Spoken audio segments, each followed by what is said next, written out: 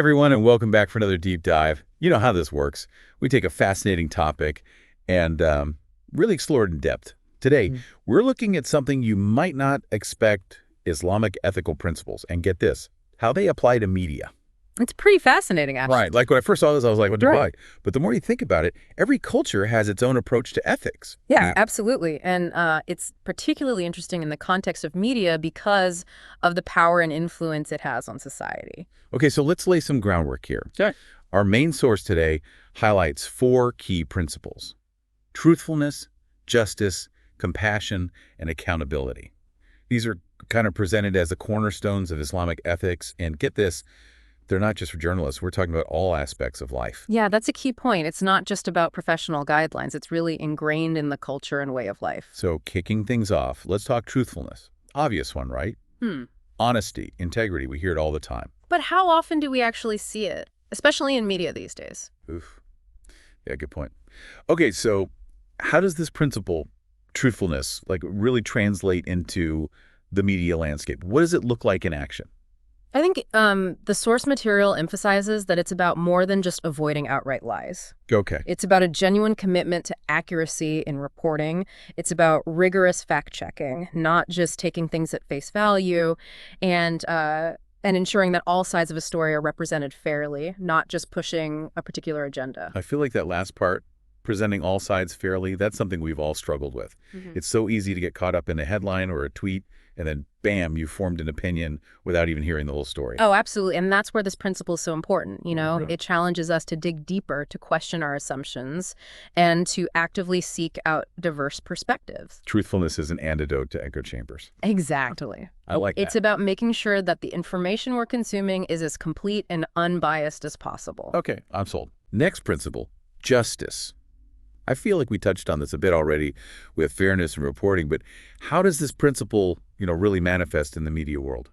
So justice in this context goes beyond just presenting the facts. It's about asking deeper questions, like whose voices are being heard and whose are being silenced. Are certain groups being stereotyped or misrepresented? Like with that recent story about refugees, right? Like, were they portrayed as individuals with complex stories, or were they just reduced to statistics or worse? Exactly.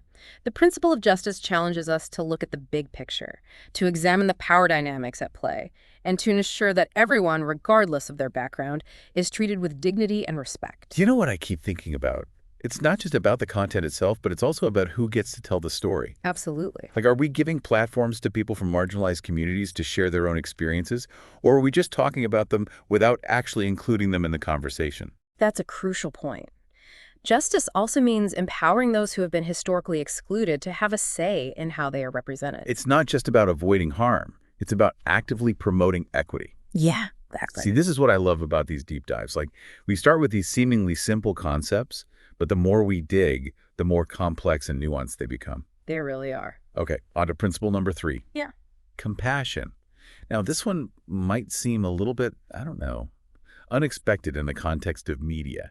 How does compassion play a role here? Well, I think it speaks to the fact that media, at its core, is about people. It's about telling human stories, right? And compassion reminds us to approach those stories with sensitivity and empathy, to recognize that behind every headline, there are real individuals and communities who are impacted by the events we report on. Okay, so it's less about chasing sensationalism and more about understanding the human impact. Exactly. Think about it. How often do we see stories that exploit people's pain or suffering for views or clicks? All the time, sadly. Yeah, and that's where compassion comes in. It's a call to prioritize the well-being of individuals over profits or ratings, to avoid sensationalizing tragedy, and to instead focus on telling stories with nuance and understanding. Okay, so like, instead of just showing the devastation after a natural disaster, a compassionate approach would also highlight the resilience of the community, the acts of kindness, the stories of hope that emerge from the rubble. Precisely. Compassionate media recognizes the full spectrum of human experience, not just the extremes. Powerful stuff, powerful stuff. Okay, last but not least, we've got accountability. This one feels especially weighty in the age of misinformation and online echo chambers. What does accountability mean for media professionals in this day and age? It really underscores the power that journalists and content creators have in shaping public perception and discourse. For sure. Accountability in this context means recognizing that power and using it responsibly. It's about being transparent about your sources, acknowledging your biases, and correcting any errors promptly and honestly.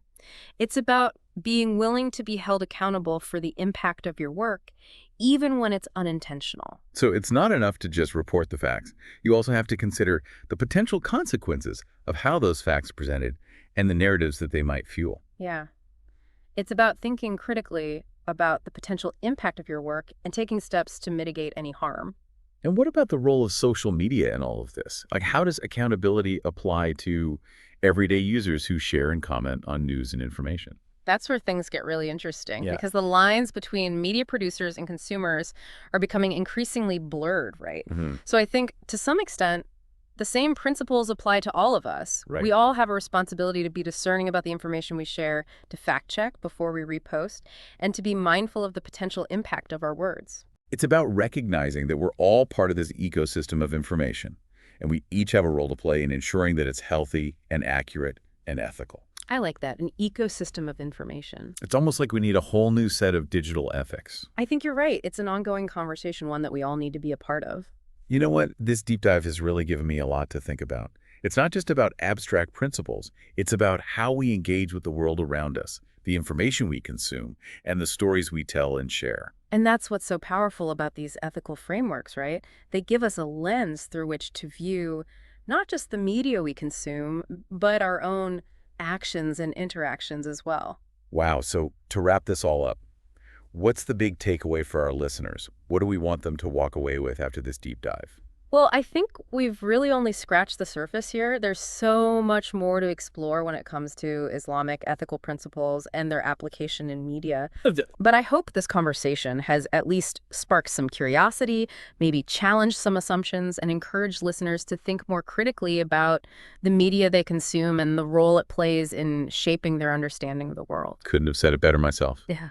So, next time you're scrolling through your newsfeed or watching a report, take a moment to consider, are these ethical principles reflected?